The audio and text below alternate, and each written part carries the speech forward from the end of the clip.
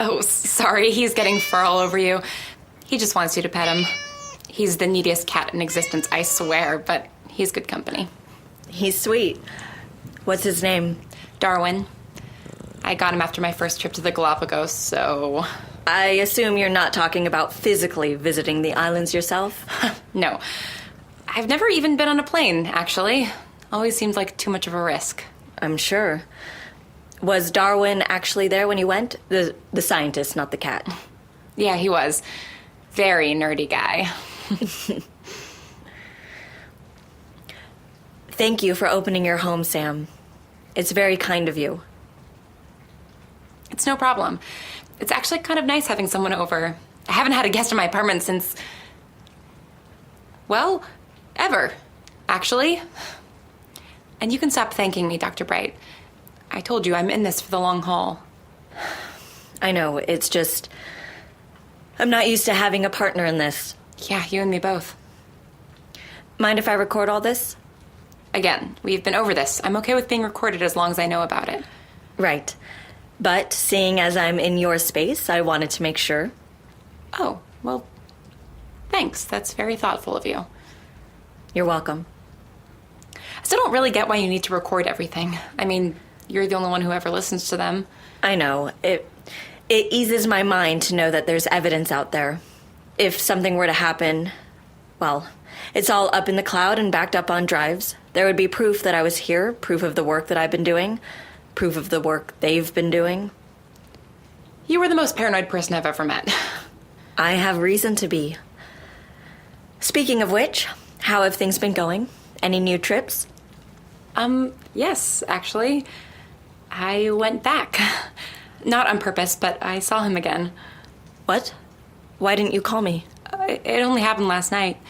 And, well, I kind of needed some time to process it. It's a big adjustment, having someone with me in other times. You spoke to him? Yeah, I did. We talked for hours. I was there for nearly 3 days. Really? How is he? Is he okay? Being isolated for that long can't have been good for him. He's okay. He's very charming, isn't he? I wasn't expecting that for some reason. I told you we were very different. No, I didn't mean it like that. Although, well, yes, you are very different. It's just, well, even despite being, a little unraveled, he was still disarming. I don't know, it was nice. Unraveled? What do you mean? Just that it was pretty obvious he hadn't spoken to another person in a long, long time. We spent almost the whole 3 days together, except for when I needed to sleep, and sometimes he would be talking away, barely taking time to breathe, and other times he would go very quiet. Kind of, I don't know, retreat into himself a bit. But I understand that. I think I get like that sometimes too. But he's still intact? As intact as I am. So, mostly. His mood swings a lot. Has he always been like that? No, not particularly. He had his bad moods the same as everyone, but he was mostly pretty even-keeled, if a bit optimistic. Yeah, that was clear. I'm not sure I'd even be able to smile anymore if I'd been trapped for that long. Actually, I'm not sure I would survive at all. Don't sell yourself short, Sam. You're very resilient. It's not that. Well, our circumstances are very different, aren't they? His body is still in a lab somewhere, unconscious, probably hooked up to IVs and monitored by doctors. As far as we know, yes. But my body comes with me. That's why I had to sleep, and he didn't. He said he never gets tired or hungry. He can't smell things like I can. And that's why he was wearing old clothes, era clothes. He's able to kind of imagine it. It's what the other time traveler used to do when they would go on trips. Part of the mental deal, I guess. The clothes faded after she died, but he was able to get them back after a year or so of trying. He said he was really relieved. He was getting sick of looking down at hospital scrubs all the time. So he has some measure of control over it? Just when I think I have a handle on how Class D powers work. I know, you and me both. Why have you not mentioned these physical needs before? I don't know, it's not something I've spent a lot of time thinking about. I've never had to think about how my ability works because I've never been able to control it. But how have you survived? Some of your trips have been far longer than a human should go without food or water. Yeah, I know. But you're clearly rubbing off on me because I actually have a theory about that. I do get hungry and thirsty, but I think my body enters a sort of stasis when I travel. I don't get tired as quickly, I only need sleep every few days, and I don't really get hungry until about a week or so has gone by. The traveling slows down your metabolism. I think so. But what about water? Surely your system doesn't slow down so much that you can go a month without water. Precipitation. I'm sorry? In the trenches, my longest trip, it rained all the time. I can't pick things up, but sometimes things directed at me still have an effect. Not much of one, but I can usually feel a little something. So when it rains or snows... I just stick out my tongue. And my body also absorbs a lot of moisture, I think. But what if it doesn't rain? I find a lake or river or a big fountain in a pinch. Anything that I can submerge myself in. I've never been on a trip where I couldn't find some source of water, thankfully. And other things that are directed at you? What do you mean? Well, if someone, say, threw a frisbee towards you, or fired a gun, what would happen? It goes straight through me. But can you feel it? Well, I don't know about a frisbee, but a bullet, yeah, I can feel it. Doesn't seem to have a real effect on me, but I can feel it. See what I mean? You are incredibly resilient. Sure, but I would never survive 2 years on a trip.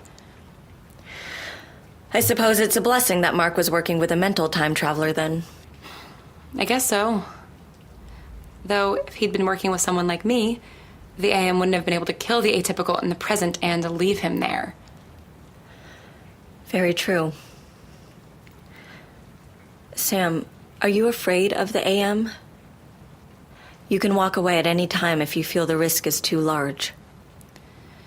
I've spent my whole life afraid. It's nothing new. I'm not going to walk away. Even before talking to him, I could have never lived with myself if I let someone rot in the past like that. Now that I have talked to him, well, I want to get him out as much as you do. He really made an impression on you, didn't he? Yeah. Yeah, he did. What did you two talk about? I don't know, lots of things. It's funny, he was sort of stuck in an 1810 mode of speaking for a bit. Very stiff, very formal. I get that. After the trench trip, everything sounded like German to me. I kept saying Danke to people who were bringing me grief casseroles. But anyway, the more we talked, the more he started to speak like he was actually from the 21st century. It was really cute. His eyes would light up every time I used slang or an abbreviation or something. So I spent some time just catching him up on all the new terms and shorthands. He was not pleased that YOLO was a thing, but he seemed to like Bay quite a bit. You two talked about internet slang? You both were defying the known laws of the universe by existing 200 years ago, and you were talking about the merits of the word Bay? Well, yeah. He wanted to know what he'd missed. We did talk about time travel, though. I mean, it was the natural icebreaker. We swapped stories. He told me a little bit about his partner, the other time traveler. Her name was Camille. He misses her a lot. He does. Why does that surprise you? I wouldn't think he would be fond of anyone in the AM. Well, no, he's definitely not. But she was in the same boat as him. They were both prisoners, you know, comrades in arms. I think he looked up to her as a kind of mentor. I see. Don't worry, he hasn't replaced his big sister. Did he talk about me at all? A little. I mean, we went through all the basic bio stuff, where we grew up, went to school, and he mentioned that he had an older sister, that you were the one who first figured out what his power was. Was he surprised when you told him you knew me? I didn't actually get around to that. What? Why not? I don't know, it never seemed like the right moment. He clearly didn't want to talk about his family, and I really didn't want to talk about mine, so I just let the conversation move on. Sam, you need to tell him that you're working with me. He needs to know that I'm doing everything I can to get him back. I know, I will. But I don't want to get his hopes up. What if I can't figure it out? What if I can go back and visit him and nothing else? I understand that fear, Sam, I do. But I believe in you. I would never have approached you about helping me if I didn't think you could do it. That's not true. What do you mean? I think we both know you would try anything at least once. You've been working on this for years and you've never been close. You said that yourself. You were willing to tell me everything, to tell that other patient of yours, the mind reader, everything, without knowing either of us for very long. I think you would have brought me in on this even if there was only a 1 in 100 chance that I could help. You're right. Though, to be fair, it wasn't entirely my choice to tell my other patient everything. She is a mind reader, after all. Okay, fair enough. She sounds awesome. Would you like to meet her? What? Really? I can ask her about it. She has become curious about other atypicals after running into one at my office. I know she'd be interested in meeting other people like her, and I think it would be good for you as well. Yeah, that would be great, actually. Probably, I don't know, a little weird, but good. If you'll allow me a therapist moment. You've been isolated for very long. I know it's likely you never would have come back to see me if you had someone else in your life who knew your secret. Dr. Bright. Well, it's true, isn't it?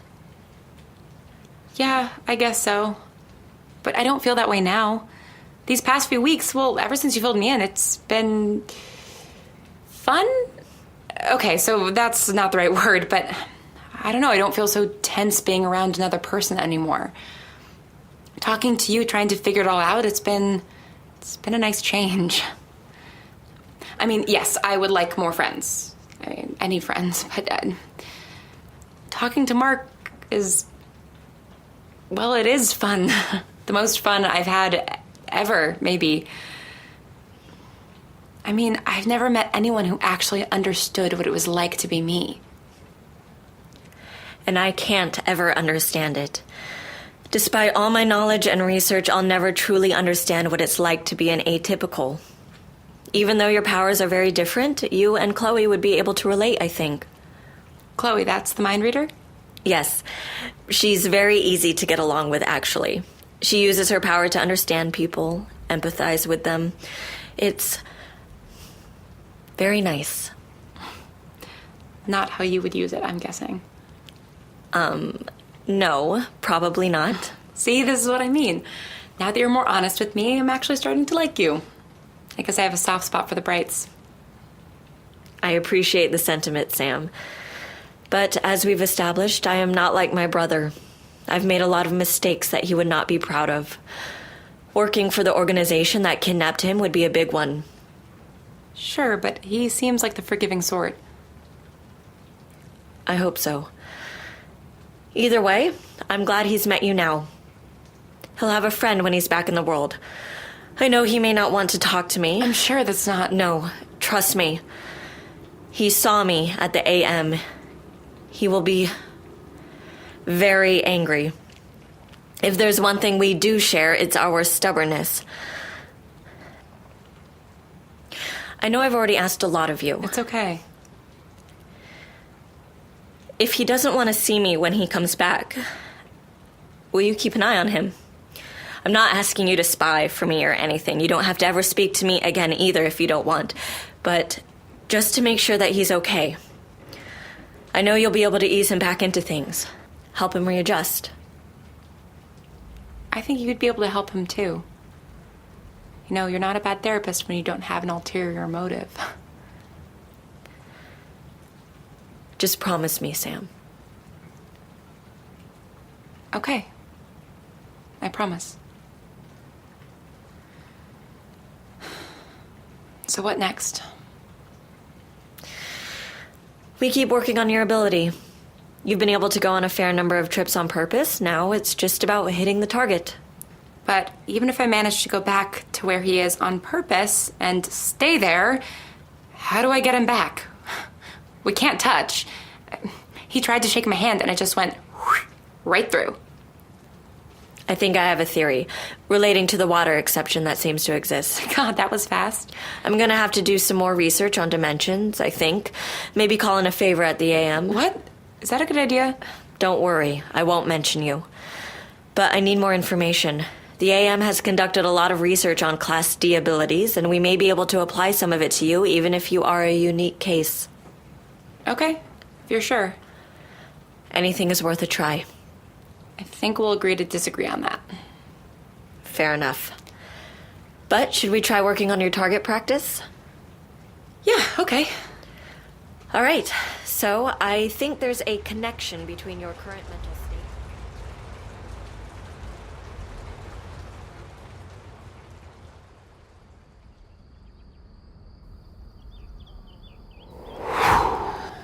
Whew. That was interesting. Where did you go?